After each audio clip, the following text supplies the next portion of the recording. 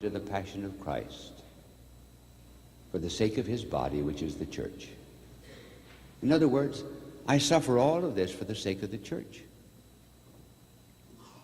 That's how we use suffering.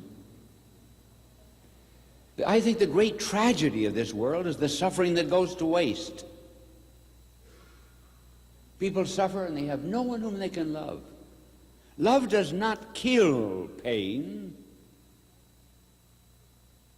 but it diminishes it.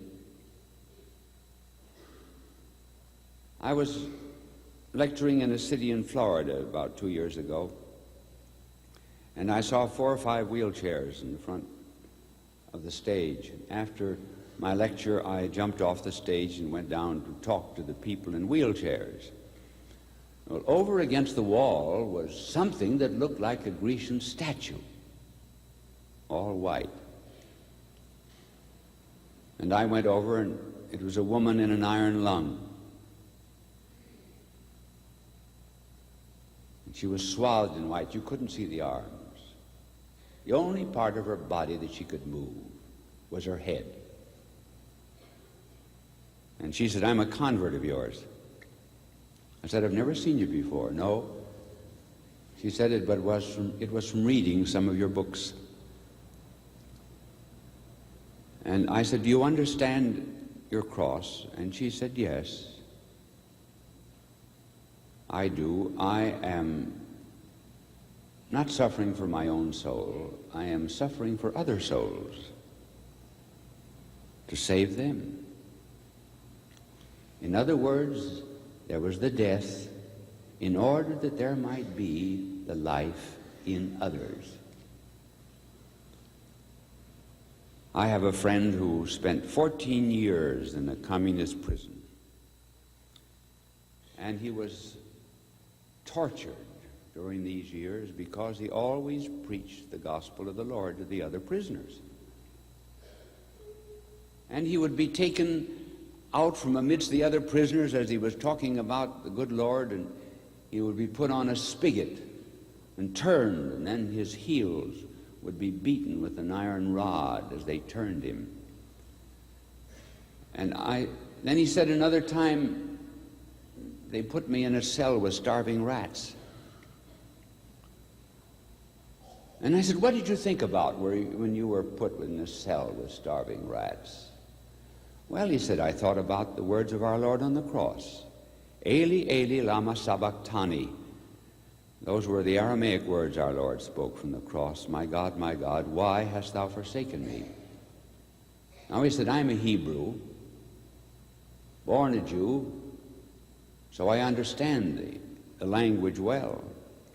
He said, "These words are in the past tense.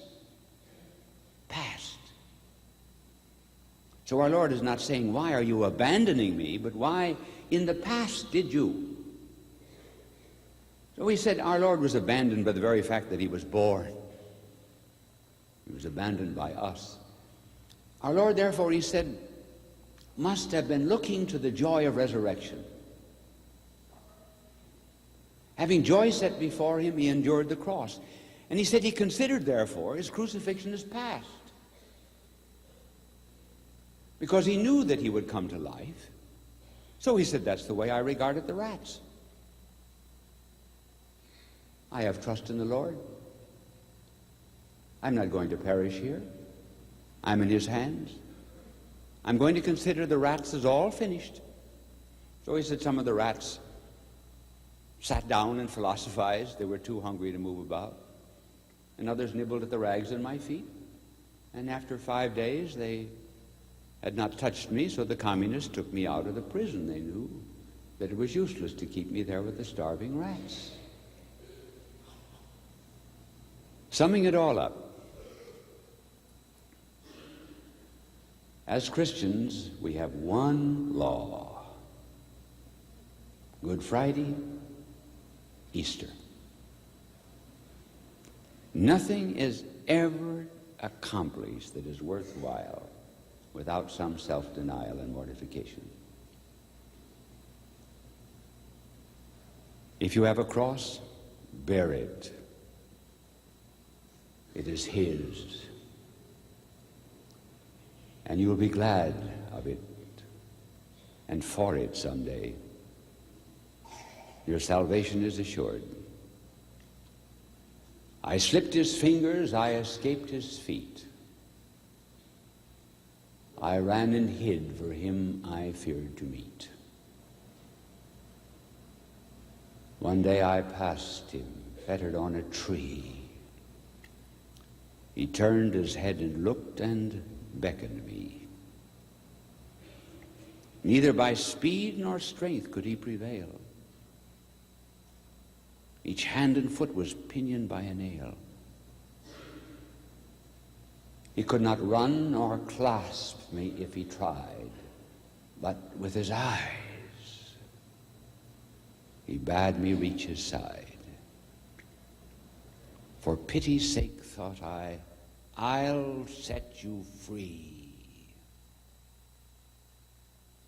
Nay, take this cross, said he, and follow me.